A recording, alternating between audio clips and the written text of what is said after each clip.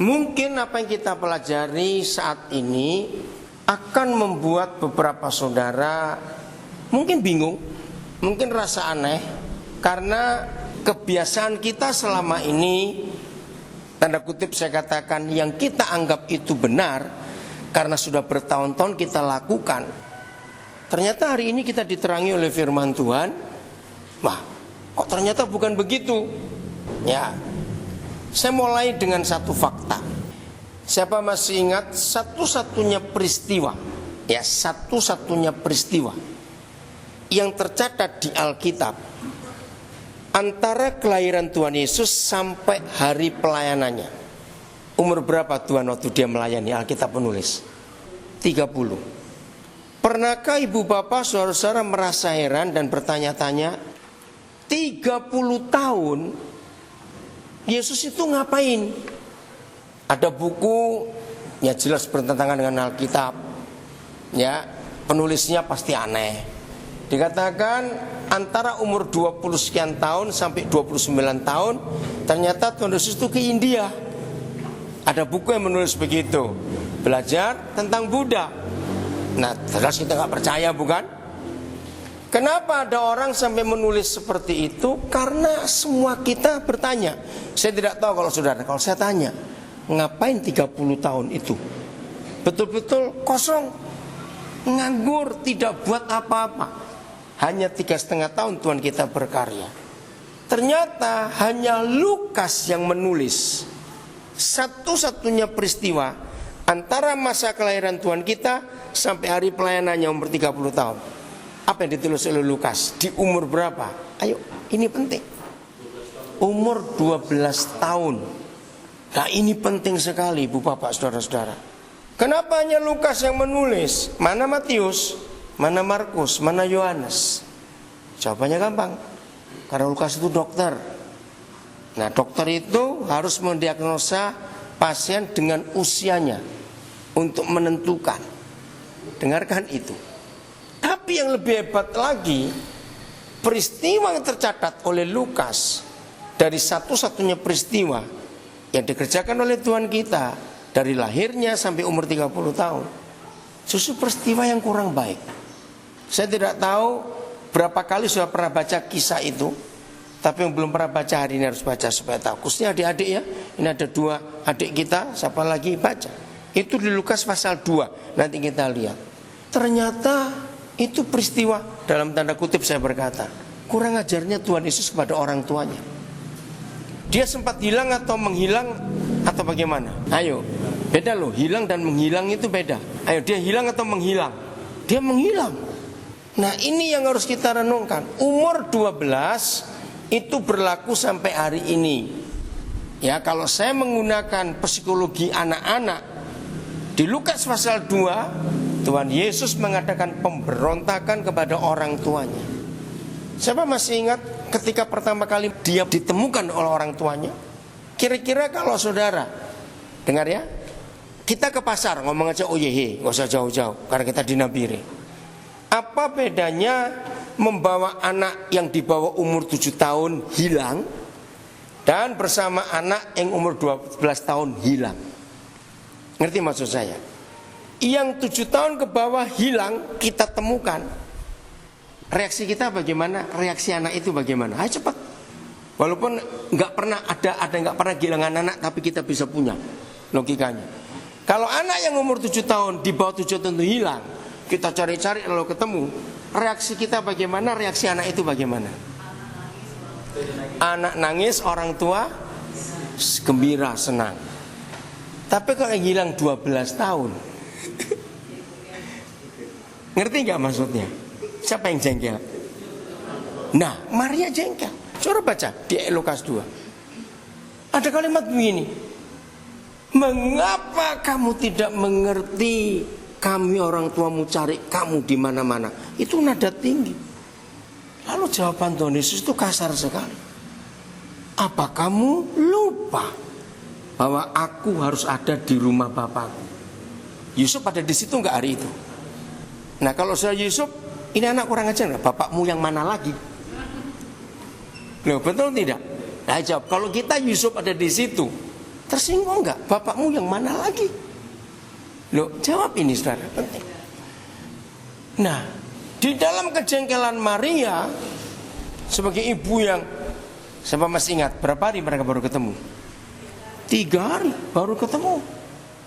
Bayangkan cari-cari 3 hari baru ketemu, pasti meledak emosi itu. Tapi jawaban Tuhan Yesus itu yang luar biasa. Oke, kita buka Lukas pasal 2. Penyebab utamanya bukan soal hilangnya, bukan. Tapi ini yang kita perlu pelajari.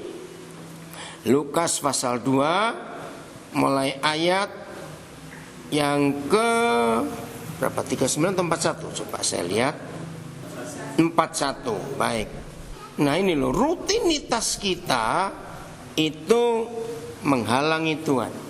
Ayat 41. Tiap-tiap tahun. Menunjukkan apa kata tiap-tiap tahun? Rutin. Saya tanya kepada saudara, semua anak-anak, apalagi remaja, bosan gak dengan rutinitas? Ini yang menyebabkan gereja sepi dengan orang muda. Karena buat orang muda, gereja itu membosankan. Mereka lebih senang di Pantai Maf, mereka lebih senang di mana? Tiap-tiap tahun orang tua Yesus pergi ke Yerusalem pada hari raya Paskah.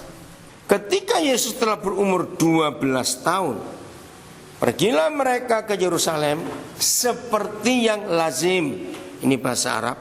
Pada hari raya itu. Apa kata lain lazim? Biasa. Ya sudah hari-hari. Gak ada yang aneh, gak ada yang baru. Nah, rupanya ini klimaks dari kejenuhan Tuhan Yesus umur 12 tahun. Jadi kalau tiap-tiap tahun sampai umur 12 sudah berapa kali dia dibawa ke Yerusalem? 12 tahun. Kira-kira dia pasang strategi untuk menghilang itu di umur berapa? Kalau begini terus ngapain aku ikut? Ngerti gak pertanyaan saya ini? Nah, maka itu ini cara kita belajar Alkitab. Minta Roh Kudus membawa kita jadi pelakunya di kisah itu. Nanti jadi hidup. Saya bayangkan kira-kira di umur 9 tahun mulai mikir, masa begini terus tiap tahun? Gak ada hal baru, membosankan. Terserah umur berapa, karena memang Alkitab tidak menjawab. Tapi ini yang orang tua harus tahu. Maka itu saya mengajarkan kepada banyak keluarga lewat peristiwa ini, bahwa begitu anak-anak kita mulai umur kepala 1, tahu nggak kepala 1? Jadi umur berapa itu? 10 ke atas. Berubah. Jangan jadi orang tua, tapi jadilah sahabat anak-anak itu. Karena psikologi anak-anak menuliskan 100% semua anak remaja pasti berontak. Dan itu tidak boleh dikatakan berdosa. Tidak. Loh, kok tidak berdosa? Berontak kok nggak berdosa? Semua kita pernah ada di usia itu, cuma kita lupa. Betul tidak? Masuk nggak ada yang pernah remaja di sini langsung lompat? Wih, menakutkan dong. Nah, ibu bapak perhatikan, ketika anak-anak kita di usia remaja itu, pemberontakan terjadi. Bukan hal negatif berontak itu. Pertama, secara hormonnya, baik itu laki maupun perempuan, itu matangnya di usia remaja itu. Maka itu bagi anak-anak seusia itu, perubahannya secara fisik kelihatan. Maaf, bagi anak gadis, dia mulai rasa aneh di dadanya, ada apa? Bagi anak laki-laki mulai rasa, ada apa ini di tenggorokanku? Maka itu buat anak laki suaranya mulai berubah. Maaf, ketika kematangan fisik itu terjadi, buat anak perempuan menstruasi pertama. Nah, bagi para ibu yang pernah ingat peristiwa itu bingung buat anak itu. Ya, bagi adik-adik yang belum jaga, waktumu akan tiba untuk ke situ. Bayangkan, maaf ini ya, tiba-tiba ada darah, apa nggak panik? Nah, di situ gejolak jiwanya luar biasa. Bagi anak-anak laki, mulai pikirannya aneh-aneh. Biasanya ngelihat perempuan gak ada apa-apa. Ini begitu lihat perempuan, kok salah tingkah? Mulai aneh. Nah, ketika saat-saat itu saya ilustrasikan, Anak-anak remaja itu seperti gunung berapi yang mau meletus. Magmanya itu mendidih di dalam, cari lubang untuk meledak. Nah, itulah anak-anak remaja. Ketika tingkah mereka mulai aneh-aneh, jangan pernah dibentak dan disalahkan. Mereka bingung karena mereka sendiri nggak tahu ada apa dengan aku. Salah satu gejala fisik yang paling nampak buat anak-anak remaja, khususnya pria, kalau yang gadis nggak terlalu. Anak-anak seumur itu kalau laki-laki itu kalau berdiri nggak bisa diam. Kenapa? Karena dia merasa, kok rasanya tanganku tambah panjang ya. Itu perasaan anak remaja. Maka itu kalau mereka berdiri tangannya bingung mau ditaruh di mana ini. Karena rasa nggak enak kok tambah panjang rasanya. Dan itu mengganggu jiwanya. Nah, saya tidak tahu pengalaman ibu bapak di Nabire. Ya, bagi keluarga-keluarga yang rumahnya cukup besar dan kamarnya banyak, biasanya anak-anak remaja ini mulai bilang ke orang tuanya minta kamar sendiri. Kita nggak boleh marah pada mereka, karena mereka mau eksperimen, ada apa dengan aku. Nah, dalam kondisi seperti itu, ternyata orang tua seringkali nggak bisa ngikuti. Dan kita cuma taunya marah, jangan, awas, tidak boleh. Terjadi perang besar. Saya pernah buat penelitian, disinilah hancurnya anak-anak pendeta. Ketika mulai remaja, orang tuanya tidak pernah ngerti perkembangan anak itu. Akhirnya mereka kecewa dengan gereja dan kecewa dengan Tuhan. Karena orang tuanya semua memakai istilah rohani. Nggak bisa dirohanikan. Ini masalah perkembangan jiwa di usia remaja. Maka itu kita teliti Lukas 2 ini hebat sekali. Maka saya temukan ini. Ternyata Lukas 2 mulai ayat 41 ya, terus sampai ayat yang ke-52 itu tulisan tertua di dunia ini tentang seorang remaja. Dan itu bisa diakui oleh semua psikolog. Dan itu betul. Hebat tidak? Saya baca dulu ayat 52-nya. Dan Yesus bagaimana? Makin bertambah besar dan bertambah hikmatnya dan besarnya. Kenapa kata besarnya ada 2 kali? Kita harus tahu. Kamu umur berapa? 17. Oke, masih ingat 5 tahun yang lalu kamu ngalami apa? Ingat ya? 2 kali kata besar di sini. Besar pertama menunjukkan apa? Besar kedua menunjukkan apa? Siapa bisa jawab? Dan Yesus makin bertambah besar. Nah, itu fisiknya. Ya, secara tubuh. Dan bertambah hikmatnya, itu jiwanya. Dan besarnya. Nah, ini membingungkan. Besar yang kedua adalah kapasitas hidupnya. Itu bertambah besar. Nah, ayat ini yang menolong saya. Dan makin dikasih oleh Tuhan dan manusia. Tolong para pendidik harus tahu kebenaran ini. Saya beri contoh. Kalau ada jagoan pingpong di antara kita, atau jagoan bulu tangkis di antara kita, jagoan ya, kalau sebut jagoan itu bagaimana? Juara hebat. Apa yang terjadi kalau si jagoan itu main pingpong gak ada lawannya? Atau main badminton gak ada lawannya? Cepat jawab. Emosi, marah, gak puas. Nah, ini yang terjadi dengan semua anak remaja. Ketika Yesus terus bertambah hikmatnya, bertambah besarnya secara fisik, secara mental, dan semuanya, di rumah gak ada tandingannya. Ayah ibunya gak bisa ngerti ledakan-ledakan di jiwa anak ini. Ngerti gak maksudnya? Maka itu kita percepat. Waktu ditemukan oleh orang tuanya, Tuhan Yesus lagi ngapain? Ini yang luar biasa. Dengar kata berdebat, diskusi saja sudah gak ukuran. Anak umur 12. Lalu yang jadi lawannya siapa? Debat, diskusi. Kira-kira berapa kali umurnya? Ngerti nggak pertanyaannya? Nah, ketika anak-anak kita tidak bisa ketemu apa lawannya, main pingpong tadi, maaf saya berkata, karena papa mamanya terlalu rohani. Ngerti kalimat ini? Capek nggak anak ini? Lo jawab, capek tidak? Capek. Tadi malam 1:30, jadi 11:30 WIB, saya dapat telepon dari Mojokerto. Anak kelas 2 SMP membuat pusing ayah ibunya karena dia minta bukti Tuhan itu ada atau tidak.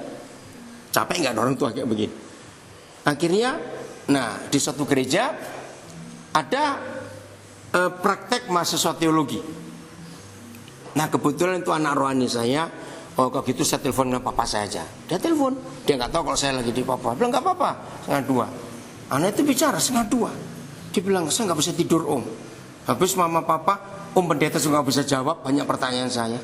Bayangkan anak 2 SMP saudara bisa menghafalkan ratusan istilah-istilah kedokteran, sakit penyakit, jenis-jenis tumbuhan hewan dengan bahasa Latin. Saya aja pusing dengar dia ngomong. Saya tanya, kamu tuh belajar dari mana? Dari komputer om, dari internet. Dia hanya minta bukti Tuhan itu ada atau tidak. Kebetulan saya punya berapa film-film pendek tentang Einstein, tentang Louis Giglio, tentang macam, coba kamu lihat. Tapi saya jawab kepada dia, oke, sebutkan kepada om salah satu tokoh ilmuwan yang kamu paling suka. Dia sebut satu nama. Kebetulan saya tahu, oke. Kamu tahu dia menciptakan apa? Sebut ini, bagus. Kamu percaya dia ciptakan? Ya pasti. Pertanyaan om, kamu pernah ketemu orangnya enggak? Terus dia, ya sudah. Kamu enggak perlu lihat bukti tentu ada atau tidak, lihat alam ini. Ada yang buat enggak? Ya ada, ya sudah. Dia enggak puas, masih enggak puas. Kejar terus. Bisa bayangkan anak lagi lapar, ya. Jadi lapar itu enggak cuma perut loh. Tergantung anak itu laparnya apa. Anak ini laparnya otak, maunya pengetahuan. Woi, kalau saudara dengar dia cerita buku apa aja dia sudah baca, saya sampai geleng-geleng kepala. Om kalah dengan kamu, bacaanmu sehebat itu. Anak umur kelas 2 SMP.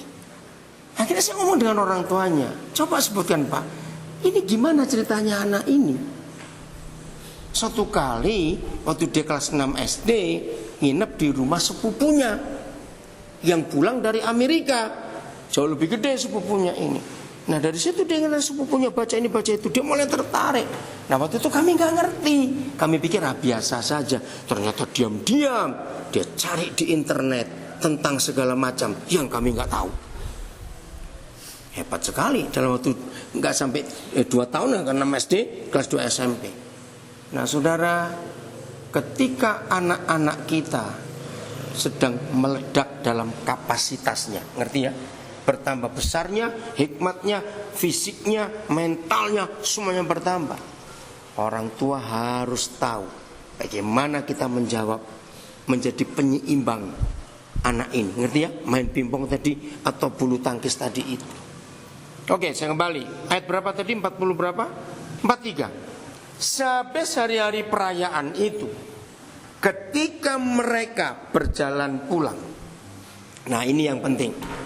Saya suka menambahkan 3 huruf di kalimat berikut. Sampai hari-hari perayaan itu, ketika mereka berjalan pulang, 3 huruf toh, TR.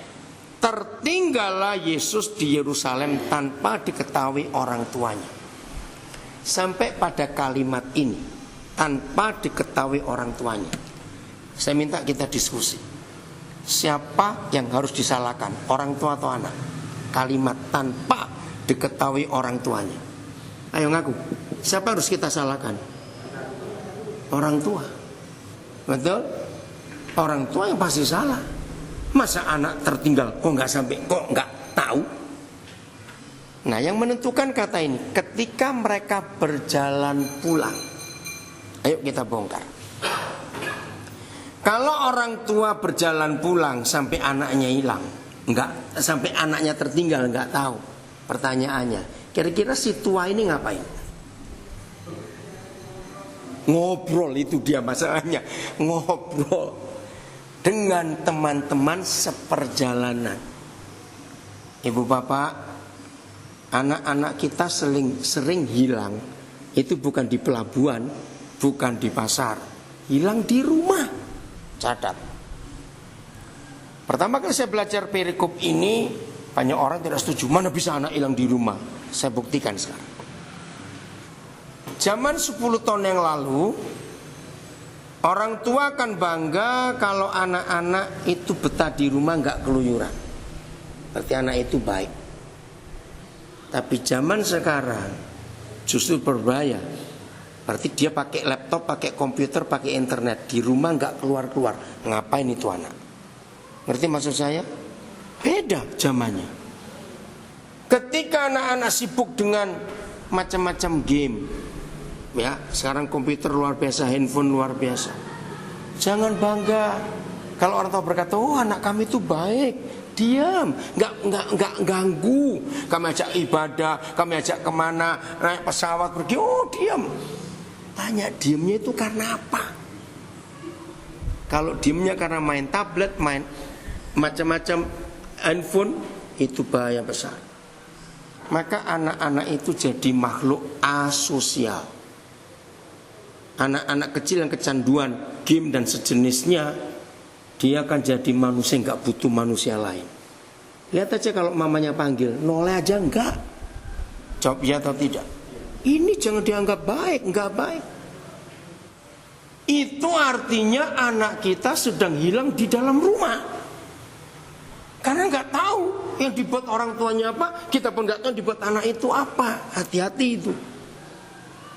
Ketika orang tua sibuk sendiri, tidak memberikan waktu buat anak-anak, anak-anak itu hilang.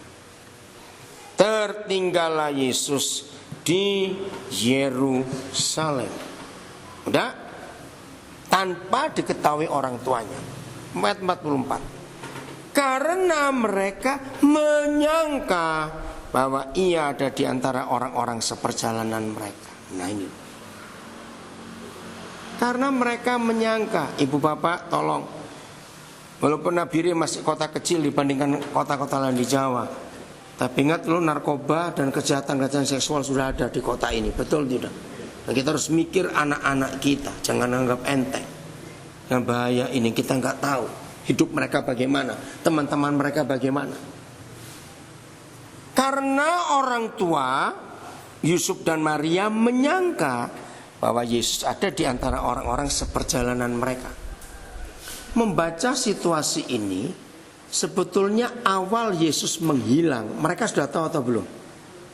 Ayo membaca kalimat karena mereka menyangka bahwa Yesus ada di antara orang-orang seperjalanan mereka. Awal Yesus hilang, mereka sudah tahu atau belum? Sudah.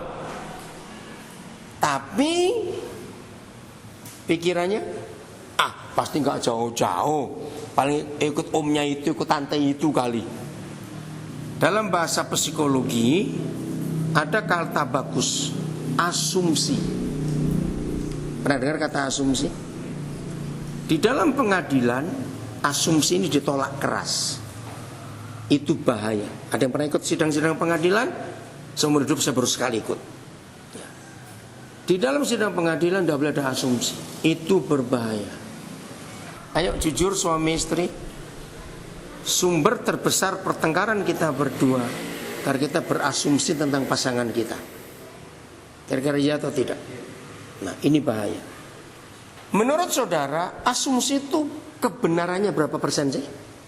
Kira-kira aja. Salah, nggak usah takut, karena memang nggak ada angka akurat. Kira-kira berapa persen sih fakta asumsi itu? Nggak sampai 10%, maksimal itu 5% dari yang kita sangka. Tapi kurang ajarnya kita, yang nggak sampai 5% kita paksa 100%. Nah, kira-kira yang diasumsikan marah enggak? Kenapa marah? Ngaku enggak begitu. Kok kamu paksa suruh ngaku ya?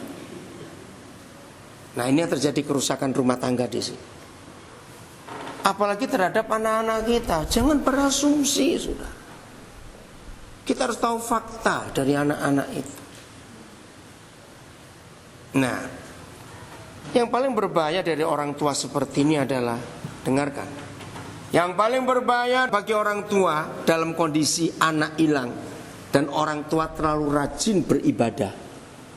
Rajin gak kalau kita lihat Yesus dan Maria itu ibadah ke Yerusalem? Sangat. Nah, dengan berasumsi yang penting aku beribadah, nanti semuanya aman, belum tentu. Nah, asumsi orang tua ini menganggap yang penting kan Bapak Mama sudah ngajak kamu ke gereja, ke ibadah, ke Yerusalem. Padahal buat Yesus gak memuaskan ibadah itu, karena gak cocok dengan dia. Siapa pernah punya pengalaman karena asumsi teman baik jadi berantakan? Pernah terjadi bukan hal itu? Apalagi kalau orang itu sombong.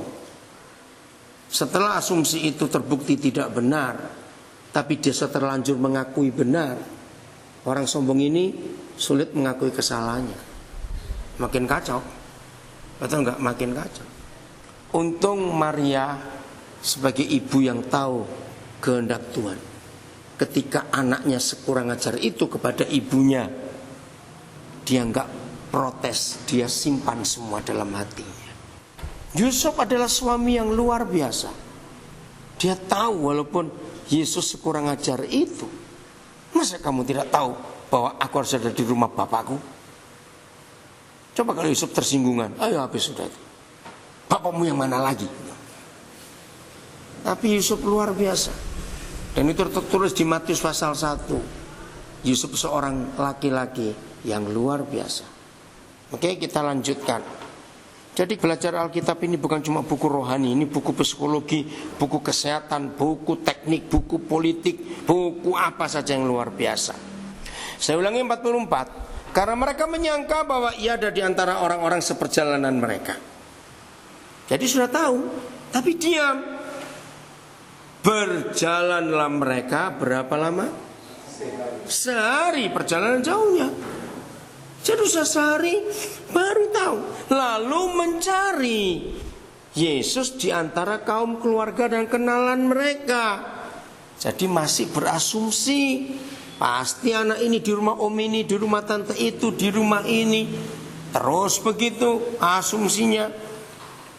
45. Karena mereka tidak menemukan Yesus, kembalilah mereka ke Yerusalem sambil terus mencari dia. Sesudah berapa hari? Nah, ini dia. Sesudah 3 hari mereka menemukan dia dalam bait Tuhan, yang sedang duduk di tengah-tengah alim ulama, sambil mendengarkan mereka dan mengajukan pertanyaan-pertanyaan kepada mereka. Seterusnya nanti saudara baca sendiri. Ibu bapak, ketika hubungan kita dengan Bapa di surga itu hanya rutinitas, menjalankan tata cara ibadah yang kita lakukan. Saya tanya baik-baik, anak-anak suka atau bosan? Ayo, suka atau bosan? Bosan. Lalu pertanyaan kita, terus bagaimana cara mengenalkan anak-anak kita kepada Tuhan yang kita kenal ini? Ingat, itu modal penting buat kita. Begitu orang tua gagal mewariskan kebenaran, iman, dan takut akan Tuhan kepada anak-anak kita, saat itu terjadi kekacauan dalam hidup anak-anak kita. Terus bagaimana caranya? Siapa pernah dengar ada orang kaya, anak-anaknya tahu bapaknya uangnya banyak karena kaya? Mungkin anak-anak baik, kalau saya pakai kata mungkin. Maaf, tapi anak-anak mantu bisa baik semua enggak? Udah ngerti pertanyaan saya ini?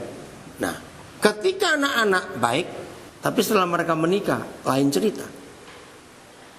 Maksud saya, antar anak mantu pasti mulai ngatur strategi untuk berebut warisan. Karena tahu kok mertuanya kaya. Nah, ini masalah. Bagi saudara yang kaya, saya berkata, jangan wariskan kekayaan buat anak-anak. Sebab anak mantu kita nggak tahu mereka itu siapa. Bagi orang tua yang nggak bisa mewariskan apa-apa kepada anak, berbahagialah saudara. Karena jauh lebih baik nggak mewariskan harta kepada anak-anak. Setuju nggak saya ngomong ini? Lo setuju tidak? Harus. Lalu wariskan apa? Wariskan iman. Nah, ini bagian terakhir. Coba baca 2 Timotius 1 ayat 5. Warisan apa yang terbaik untuk anak-anak kita? Nah, ini penting sekali.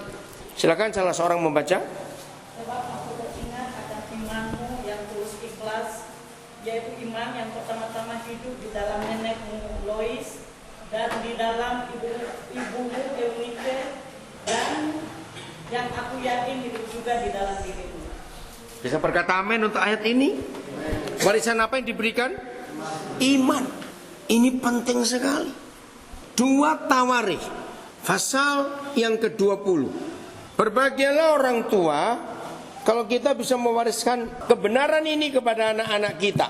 2 Tawarikh 20 ayat 1 dan 2. Ya, perhatikan dulu.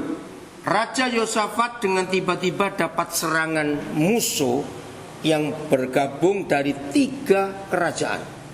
Moab, Amon, Meonim. 3 kerajaan bergabung menyerang Yosafat. Ayat 2. Ya, memberitahukan Yosafat suatu laskar yang besar, ya, dari seberang laut Asir, dari Edom menyerang tuanku. ya, sekarang. Mereka di Azazel, Tamat, Nah, Engedi. jadi kalau misalnya Nabire ini kerajaan, ternyata musuh, ya batasnya mungkin sampai Malompo, misalnya begitu. Maka musuh sudah di sini ini. Berarti dekat sekali sudah itu, bisa bayangkannya. Nah, apa yang terjadi dengan Yosafat? Walaupun dia raja, punya otoritas, punya tentara. Coba semua buka Alkitab saudara. Kalimat pertama ayat 3. Tolong baca sama-sama. 1, 2, 3. Stop. Yosafat menjadi takut. Dia tetap manusia walaupun dia raja. Nah, anak-anak, suatu hari kalian pasti menikah bukan? Dan kalian pasti akan jadi ayah ibu. Ingat firman hari ini kalau kalian menikah. Anak-anak kita selalu meniru apa yang orang tuanya buat, ya atau tidak. Yosafat menjadi takut. Wajar. Yang penting bukan takutnya. Yang penting adalah sikap hatinya, reaksinya dalam ketakutan itu apa. Baca kalimat berikut. 1, 2, 3. Lah stop. Lalu mengambil keputusan. Stop dulu. Jangan dibaca sampai selesai. Keputusan orang tua, ayah ibu ketika menghadapi masalah, itu yang dipertontonkan kepada anak-anak. Saya ulangi. Ketakutan kita ketika menghadapi masalah, itu yang dilihat oleh anak-anak kita. Ngerti maksudnya ya? Anak-anak tahu bahwa orang tuanya punya masalah. Ketika masalah itu datang, maka anak-anak melihat, nonton apa yang dibuat oleh papa mamaku. Izinkan saya mengambil contoh Indonesia. Puji Tuhan bahwa di tahun ke-70 Indonesia merdeka, ada pemerintahan baru yang merombak semua kesalahan selama hampir 70 tahun. Artinya begini. Yang merusak pejabat di Indonesia sehingga negara ini rusak adalah orang-orang kaya yang suka nyuap pejabat. Betul? Maka itu betul kata Tuhan Yesus, yang susah masuk surga itu orang kaya. Tapi sebajingan rata-rata orang kaya itu penyuap sini, penyuap sana, merubah aturan. Orang kaya itu susah masuk surga kalau tidak bertobat sungguh-sungguh. Nah, ketika anak-anak kita melihat kita ada masalah, mereka tunggu apa reaksi papa mama. Maaf, saya ambil contoh Indonesia. Anak-anak mendengar ayah telepon seorang pejabat. Entah apa pangkatnya, entah apa kedudukannya, pokoknya pejabat. Anak dengar. Entah terjadi apa. Berapa hari kemudian, gak lama, masalah selesai. Suasana rumah tangga berubah jadi ceria, sukacita. Anak-anak belajar apa? Ngerti maksudnya? Kalau ada masalah cari pejabat. Atau kali berikut, ada masalah lagi.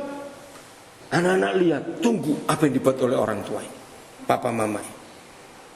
Datang seseorang, anak-anak gak kenal siapa itu. Terus anak-anak melihat ayahnya keluarkan uang, entah berapa jumlahnya. Orang itu bawa pergi. Beberapa hari kemudian masalah selesai. Anak-anak belajar, uang itu berkuasa. Catat ini, saudara. Jadi salah maupun benar yang kita buat di mata anak-anak itu tetap benar, karena anak-anak tidak tahu salah dan benar. Setuju saya berkata ini? Buat anak-anak yang dibuat papa mama pasti benar. Di sini ada bapak kepala sekolah SD, ya. Tidak sedikit orang tua murid datang ketika nggak naik kelas dan bayar. Itu saya sudah menekankan dari awal. Nah, ini yang membuat calon-calon koruptor. Ketika ada orang kaya, anaknya nggak naik kelas, maka ayahnya datang ke sekolah, beri uang dan dinaikkan. Maka anak ini akan jadi bajingan sampai dia mati nanti. Begitu caranya hidup.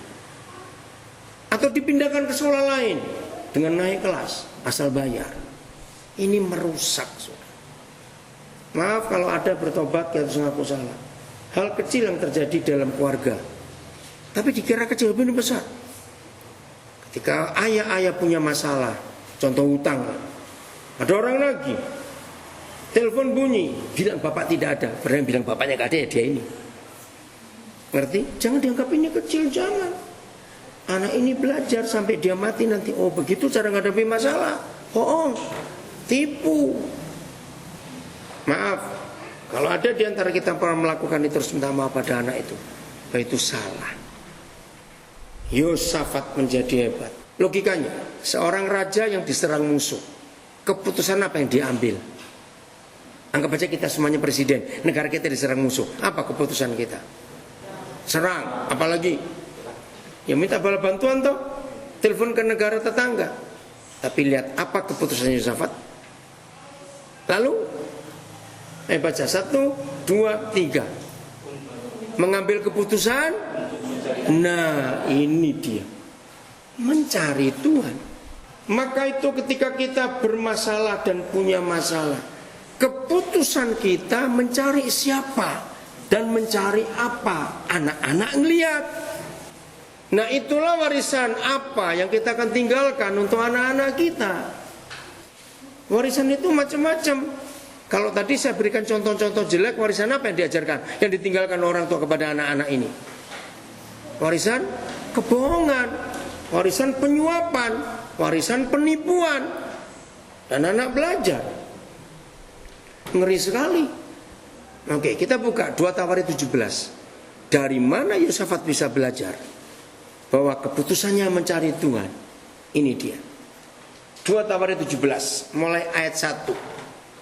Tolong dibaca ayat 1.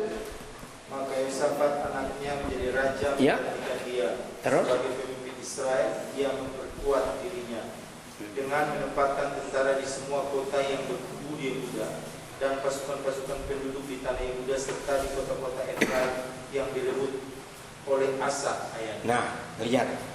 Raja ini hebat gak? Strategi politiknya, strategi mengamankan negara, strategi membuat rakyat sejahtera.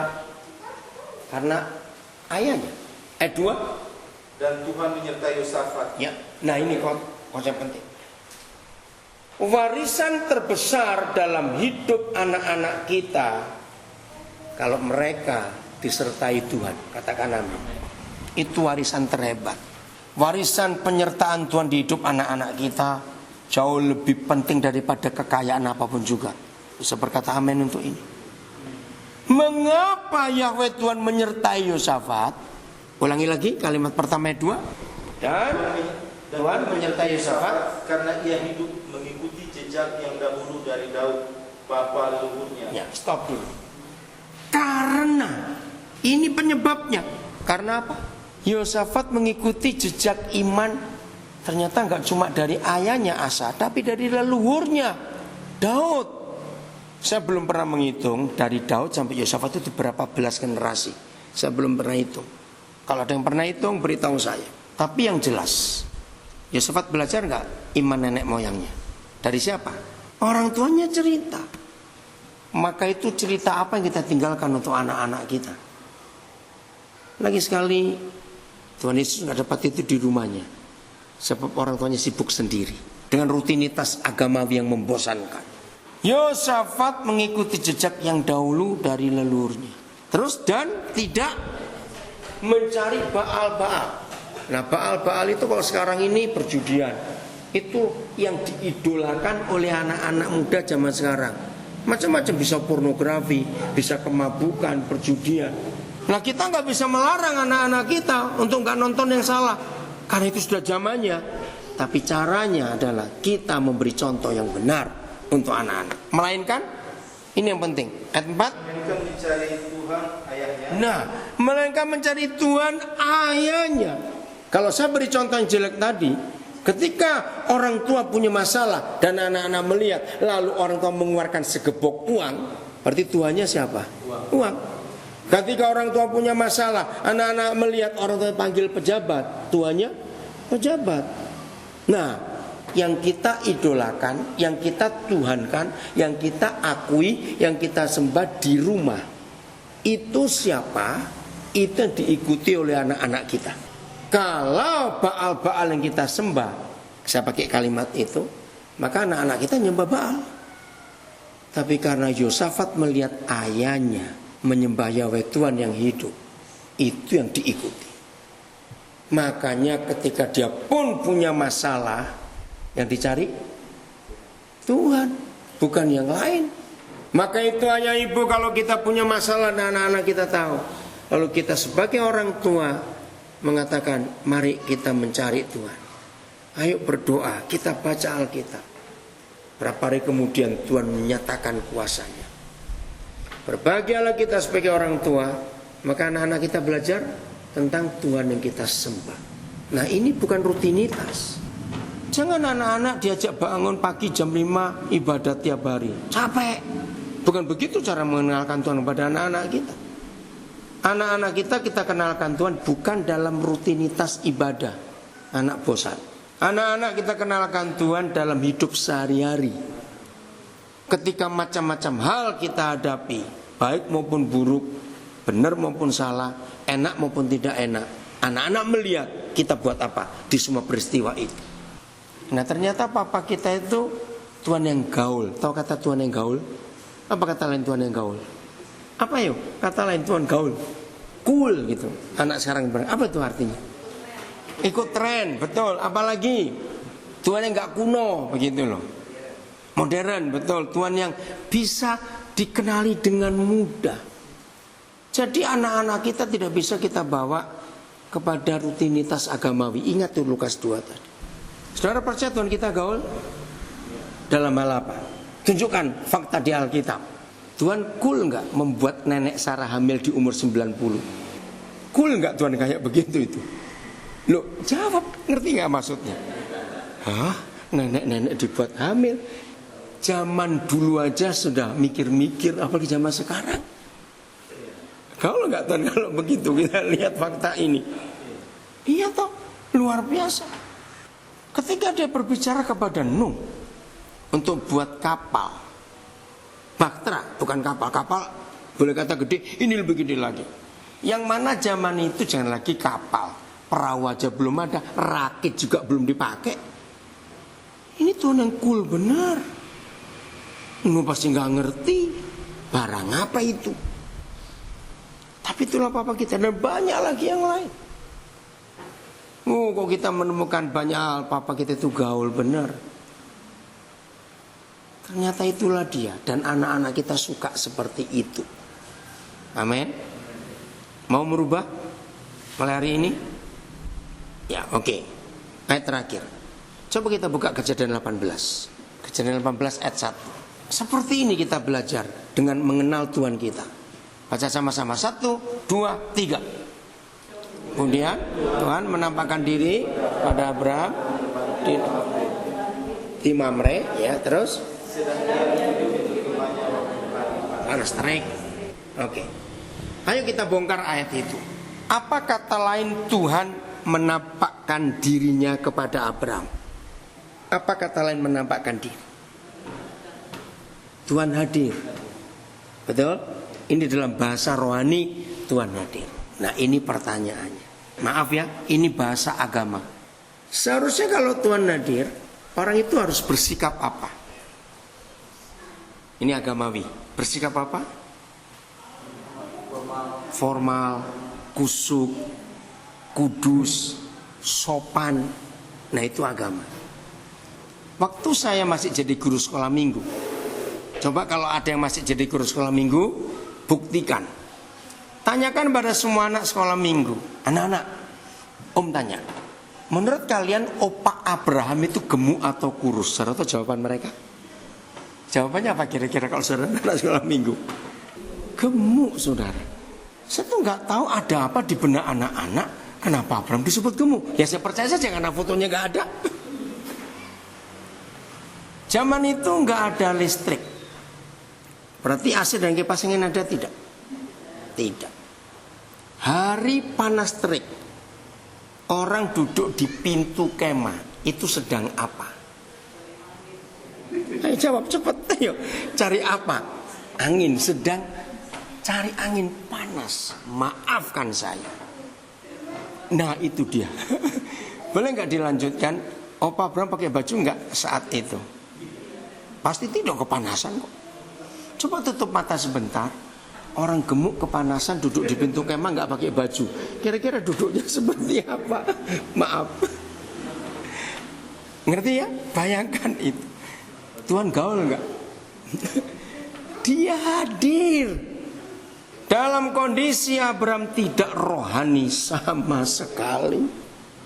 Dan itu ada banyak kisah-kisah seperti itu di Alkitab yang menunjukkan papa kita nggak suka formalitas. Saya ulangi lagi, ketika Yusuf dan Maria terlalu formal dalam hidup beragama, anaknya hilang.